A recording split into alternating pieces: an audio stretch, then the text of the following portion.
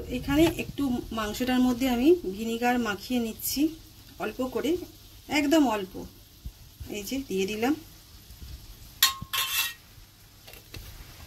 এই যে আদা রসুন পেস্ট করে আমার রাখাই থাকে, তো আদা রসুন পেস্টটা দিয়ে আমি মাংসটা মাখিয়ে রেখে দেব।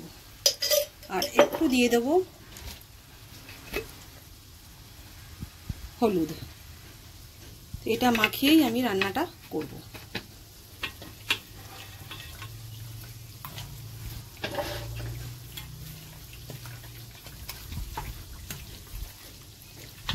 তো আজকে রান্না হবে চিকেন। এই যে চিকেন নিয়ে নিয়েছি, আর এখানে কড়া বসিয়ে দিয়েছি। তো এবার কড়া গরমও হয়ে গেছে, আমি তেলটা দিয়ে দেব। তো এই যে কড়ায় তেল দিয়ে দিচ্ছি। তো তেল গরম হয়ে গেছে, আমি দিয়ে দিচ্ছি তেজপাতা, শুকনো লঙ্কা আর গোটা গরম মশলা। তো এখানে তেলের মধ্যে দিয়ে দিয়েছি তেজপাতা, শুকনো লঙ্কা, গোটা গরম মশলা, আর এবার দিয়ে দিচ্ছি কুচনো।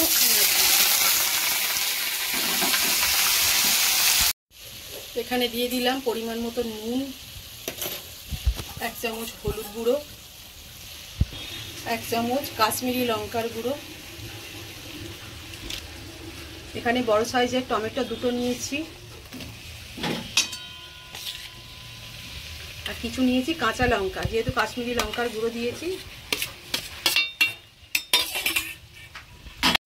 এবারে মশলাগুলো একটু কষিয়ে নিই, তারপরে মাংসটা দিয়ে আমি কষবো।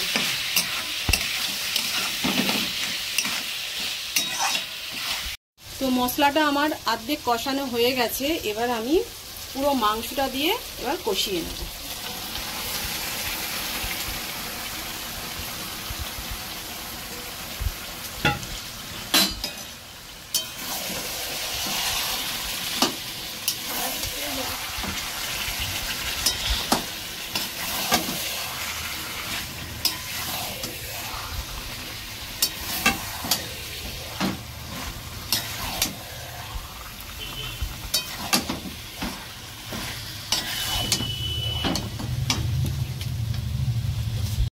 তো এই যে আমার মাংস কষানো হয়ে গেছে, আর আমি দেখো জল 1 ফোঁটাও দিইনি।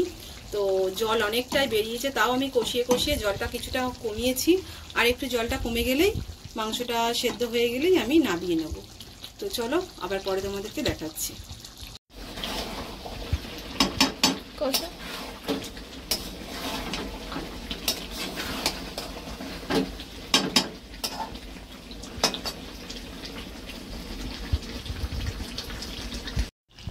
এই যে আমার মাংস রান্না কমপ্লিট, দেখতে পাচ্ছ যে কীরকম তেল মশলা সব একদম সমান হয়েছে।